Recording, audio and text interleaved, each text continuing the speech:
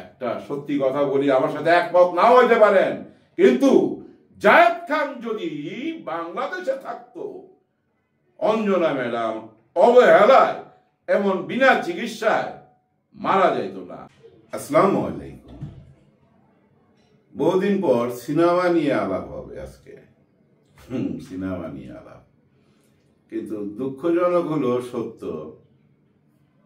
এই যে পর্দার আড়ালে সে আলাপটাও করতে হবে। মানে পর্দার আড়ালে কি ছিল, কি ঘটনা ঘটলো আমাদের অঞ্জনা ম্যাডামের মৃত্যুটা নিয়ে বেশ কানা ঘোষা শোনা যাচ্ছে। আমার একদমই ইচ্ছা ছিল না এই ব্যাপারটা নিয়ে কথা বলার, কিন্তু কিছুটা হলেও তো জানি। অঞ্জনা ম্যাডাম আমাকে কল করতো, ফোন দিত, মনে করেন যে 1-1.5 মাস বা মাসে একবার এরকম ফোন দিত। যখনই ফোন দিত অনেক লম্বা টাইম কথা বলতো। আমি কখনো ফোন দিতাম না। কেন দিতাম না? আমরা যখন বোঝা ফেলাই যে কেউ আমাকে ফোন দেবেই, তখন আমরা কিন্তু ফোন দেই না, মানে আমি দেই না। অন্তত আমি জানতাম যে উনি আমাকে ফোন দিবে, কথা বলতো, অনেক কথা বলতো, বুঝতাম যে একা একা। কিন্তু একা কেন বলবো, বা এখন কেউ একা বলতে চাচ্ছে না। ওই যে বললাম, পর্দার আড়ালে কি ঘটনা সেটা নিয়ে মিডিয়াতে আলোচনা হচ্ছে। কবরস্থানে আমার দেখা হয়েছিল, যাকে নিয়ে আলোচনা, তার সাথে আমার দেখা হয়েছিল।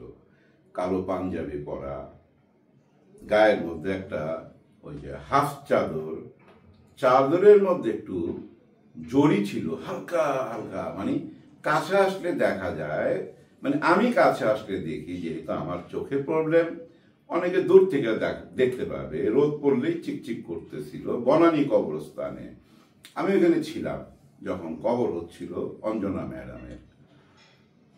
তো ওই ছেলেটার জরির ব্যাপারটা কেন বললাম, ওর মতন একটা ক্যারেক্টার আপনারা খুঁজে পাবেন। হ্যাঁ, এরকম কারা পড়ে ক্যারেক্টার খুঁজে পাবেন কিন্তু আপনি। তো ওই ছেলেটা ওনার সন্তান, এটাই উনি পরিচয় করাই দিছে।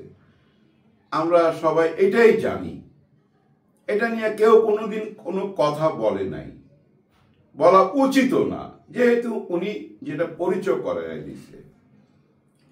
কিন্তু ওনার মৃত্যুর পর ওনারই খুব কাছের বান্ধবী, যাদের সঙ্গে ওনার উঠা বসা, মনে করেন যে আজকে কি রান্না করলাম, ওইটা অঞ্জনাকে না দিয়ে খাইতো না, কেউ খাইতো না।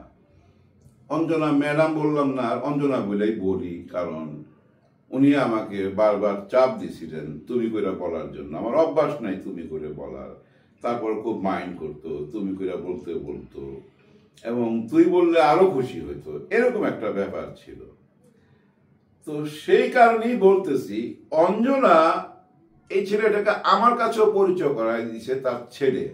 আমি কিন্তু সেকেন্ড টাইম প্রশ্ন করি নাই কই থেকে আইলো, কেমনে আইলো, কার ছেলে, এটা কি বলি ভাইয়ের ছেলে? বলি ভাই মানে আমাদের যে নায়ক মাহমুদ কলি, ওনার বড় ভাই বলি ভাই।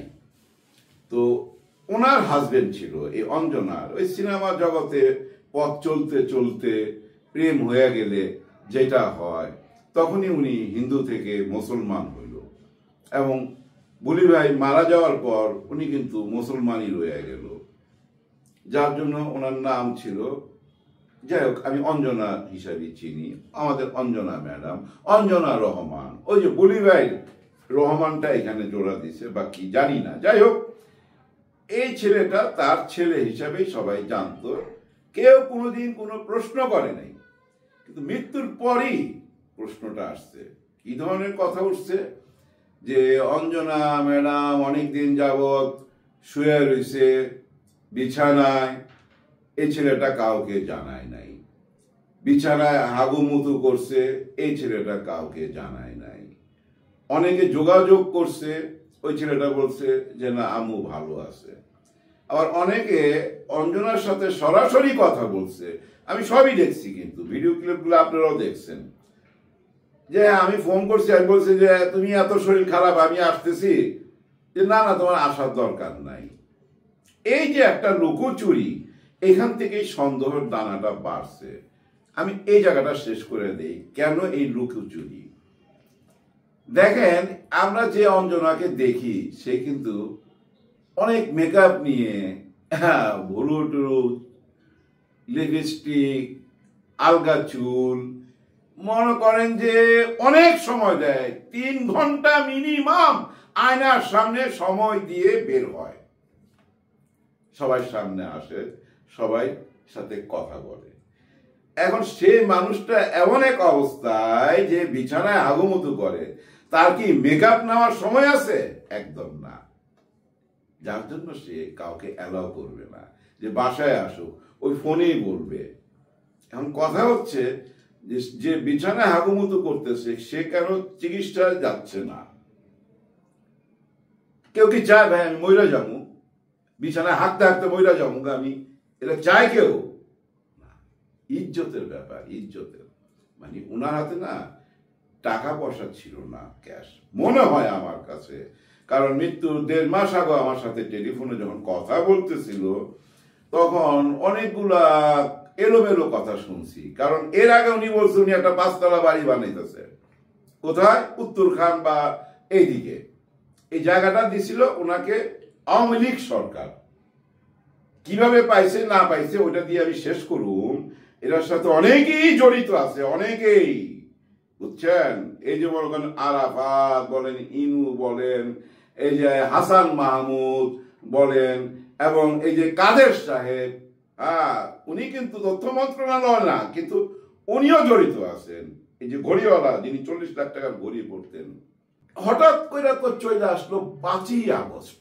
5ই আগস্টের আগে এই যে ওনারা একটা সবাই আলো আসবেই একটা দল ছিল, অঞ্জনা ম্যাডাম এখানে ছিল না, কিন্তু ওনারা সবাই একজন আওয়ামী লীগের এই সিনেমার এই কালচার, আমাদের এই যে শিল্প সংস্কৃতি, এগুলার ধারক বাহক ওনারাই ছিলেন। তো এই যে কয়েকদিন আগে দেখলেন না, এই গত পরশুদিন, তো এই অরুণা দেখেন আমাদের যে মনে করেন যে বেগম খালেদা জিয়া লন্ডনে গেছে, তারপরে তারেক জিয়া ওনাকে জড়ায় ধরছে, আবেগ ঘন একটা ব্যাপার, ওইটা নিয়ে একটা স্ট্যাটাস মাইরা দিছে।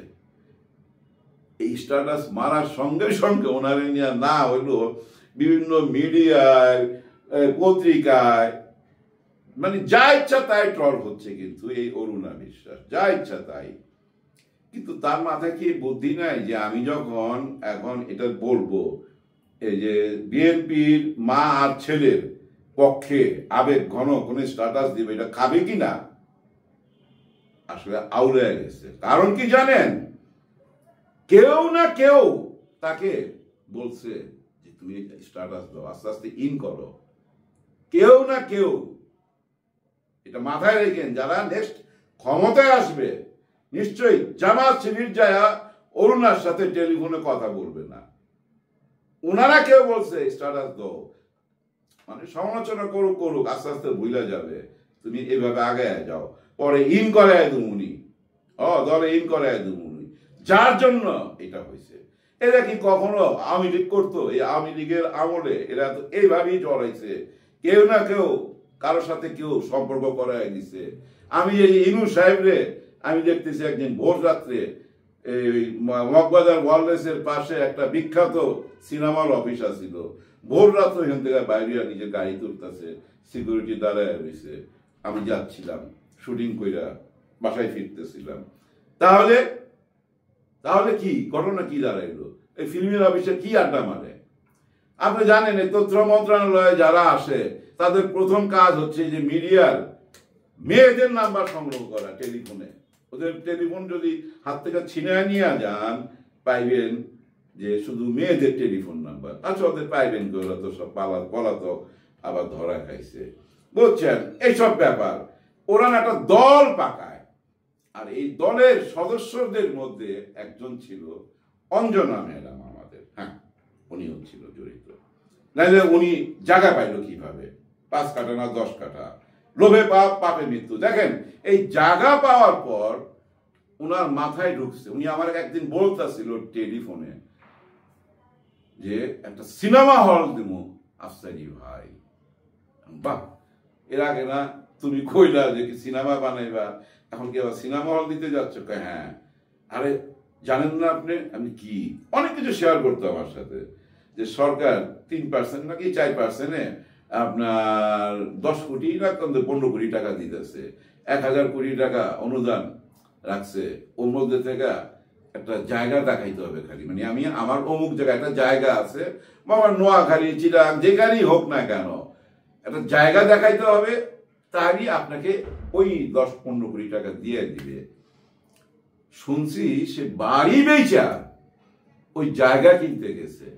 আর এইসব বুদ্ধি পরামর্শ নাকি ওই মনি দিছে, ওই যে ছেলে বললাম যে জরি, ওই ছেলেটা দিছে। কারা বলতেছে? অঞ্জনা ম্যাডামের একেবারেই কাছের মানুষগুলা, যারা তাকে নিয়ে সপ্তাহে 3 দিন ভাত খাইতো, যারা তাকে ছাড়া কোনো পার্টি করতো না, একসাথে উঠতো বসতো। আর আমি গত 40 বছর 50 বছর যাবৎ দেখেইতাছি সাবিনা ইয়াসমিন, অঞ্জনা, সুচরিতা, এরা না 24 ঘন্টাই একসাথে। এদের 3 জনের যদি একসাথে আপনি বসায় দেন আর খাওয়া দিয়ে দেন, 1 মাস আড্ডা মারতে পারবে একসঙ্গে। হ্যাঁ, আর ঘরে বাইরে যাবে না, এমন সম্পর্ক তাদের নিজেদের মধ্যে, নিজেদের মধুর সম্পর্ক।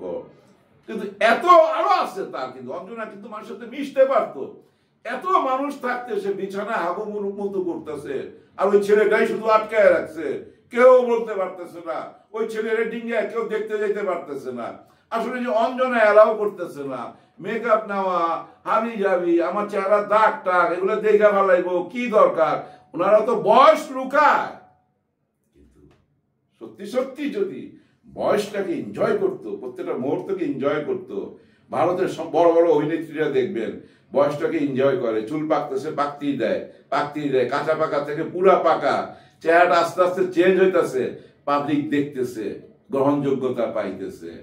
আর আমাদের এখানে দেখবেন, আপনি শুধু আমি অঞ্জনা ম্যাডামের কথা কেন বলবো, হ্যাঁ উনি তো মারা গেছে, ওনাকে নিয়ে কেন কথা বলতেছি, যাই হোক, তারপরে বইলা ভালাইছি।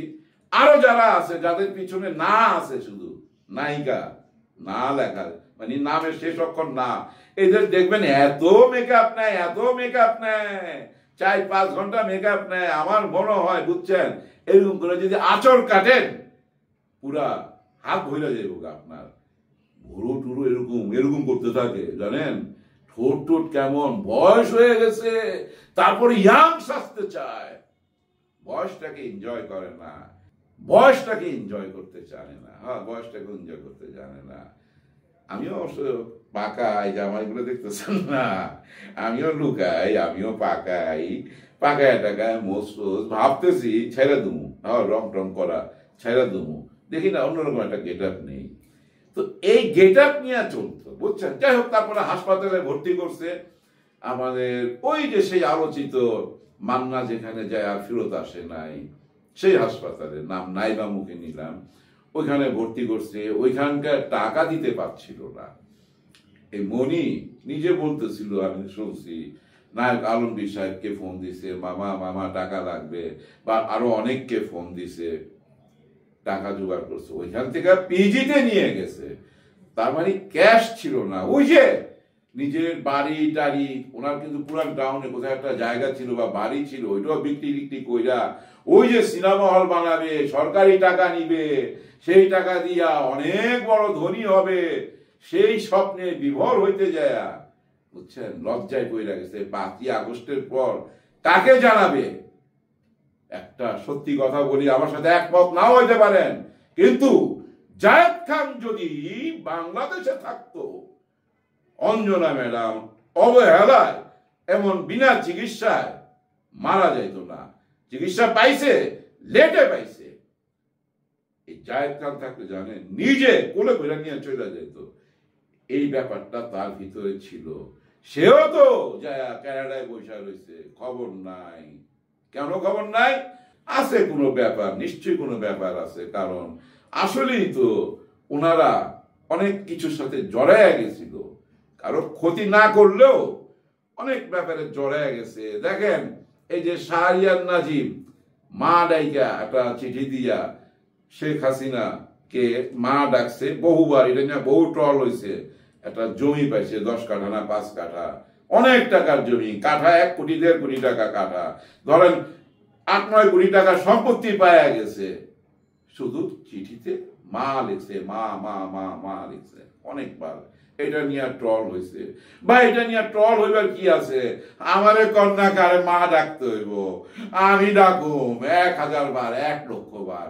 যদি এরকম একটা সম্পত্তি পাওয়া যায়, এরকম একটা সম্পত্তি পাইলে ভাগাভাগি করে 2 মেয়েরে দিয়ে যাবো, 2 মেয়েরে দিয়ে যাবো, আর এই ফ্ল্যাটটা ছেলেরে দিয়ে দিলাম, সমান সমান হয়ে যাবে। দেন না ভাই, কেউ আছেন কি কারে মা ডাকা যাবে? দেখেন, প্রত্যেকটা পরিবারের একটা সিক্রেট থাকে, যে সিক্রেটটা না সে বুকে নিয়ে মারা যাইতে চায়, কবরে যাইতে চায়, তাও কাউকে বলে না, পৃথিবীর কাউকে বলে না ওই সিক্রেট। এই শাহরিয়ার নাজিমের, আমি এটা সিক্রেট বলতেছি না, সে নিজেই প্রকাশ করছে, তার একটা ছেলে আছে নাম আজান, প্রতিবন্ধী, অনেক টাকা লাগতেছে চিকিৎসা, তার গলায় প্রবলেম, মানে বলতে পারায় প্রবলেম। এখন আল্লাহর রহমত অনেক ভালো হয়ে গেছে। ও করছে কি জানেন? মা ডাইকা এই জমিটা বিক্রি কইরা থাইল্যান্ডে কয়েক মাস থাইকা তার ছেলেরে সুস্থ করে ফেলাইছে। তাহলে মা ডাকবে না কেন? অসুবিধা কি? আমার একটা কন্টেন্টে বলছি না যে শেখ হাসিনা বেশি চালাক না বোকা, পাম দিলে পাম খায়, পাম দিয়ে অনেকে অনেক কিছু নিছে, এভাবে অনেকে নিছে, এভাবে জাহেদ খান হয়তো নিছে, এভাবে আমাদের অঞ্জনা ম্যাডাম সম্পত্তি নিছে, অরুণাও নিতে পারে, অসুবিধা নাই কোনো। কিন্তু কথা হয়েছে এখন আইসা আবার এই যে অন্য কোনো দলের ভিকেন না, আপনারা হাইরা গেছেন, পিছনে থাকেন, সামনে আইসেন না। সামনে আসলে কি হবে জানেন? আবার যারা ক্ষমতা আসবেন, আপনারাও আপনাদের নারীদেরকে, নায়িকাদেরকে কোন মন্ত্রী মিনিস্টারের সাথে কথা বলার সময় নিয়ে যায়েন না। জানেন, এই যে সমিতির যখন মিটিং হয় তখন তারাই না সাজায়, 3টা নায়িকা নিতে হবে, 4টা নায়িকা নিতে হবে। এই জাহেদ খানও তাই করতো, এই নায়িকা নিয়ে যেতে হবে, কারণ নায়িকা নিয়ে গেলে ওইখানে যে মিডিয়া থাকে ওগুলো প্রচার বেশি করে। মন্ত্রী বয়ে রয়েছে, নায়িকাদের সঙ্গে বইয়া কথা বলতেছে, কিন্তু ওইটুকুই তো। তারপরে চা নাস্তা খাওয়া হয় ক্লোজ ডোরে, টেলিফোন লেনদেন করা হয়, টেলিফোন নাম্বার নিয়ে নেয়। এভাবে টেলিফোন নাম্বার নিয়ে না অন্য জীবনের দিকে চলে যায়, নিজের বয়স মানতে চায় না, কিচ্ছু মানতে চায় না। আজকে মনে করেন যদি 5ই আগস্টের আগে উনি এরকম বিছানায় হাগুমুতু করতো, কত মানুষ দাঁড়ায় যেত না ওনার সামনে পিছনে। এখন উনি কেন সবাই সামনে গেল না, কেন লুকাইলো? এখন তো 5ই আগস্টের পরে একটা লজ্জায় পড়ে গেছে, কারণ উনি আওয়ামী লীগ করেন। আর এই তথ্য মন্ত্রণালয়ে যারা আসে তারাই না জানেন এদেরকে নষ্টের পথে নিয়ে যায়। তারপর হঠাৎ করে একবার 5ই আগস্ট চলে আসলে তারা অসহায় পথে পড়ে যায়। এই অসহায় থেকে চিন্তায় মইরা যাইতেছে মানুষ। এটাই হলো চরম সত্যি কথা। আমার কথা বলার ঢঙে অনেকে ব্যথিত হইতে পারেন, কষ্ট পাইতে পারেন, তারপর এটাই সত্যি কথা। একটা টাইমে জানেন পরিচালকের হাত ধরে প্রডিউসার আসতো, নায়ক আসতো, নায়িকা আসতো। এখন নায়িকার হাত দিয়া, নায়িকা তো বলবো না, সুন্দরী মেয়ের হাত ধরা প্রডিউসার আসে। ওই প্রডিউসার আর ওই নায়িকা মিলা কে ডাইরেক্টর হবে তাকে ডাইরেক্টর নেয়। আর ওই ছবি আপনারা দেখতে যাবেন হলে, চলে না। তারপরও বলবো যে পৃথিবী থেকে চইলা গেছে তাকে নিয়ে আলাপটা বাদ দেন। বলছেন ওই ছেলে যদি আপন ছেলে হইতো এত কথা উঠতো না।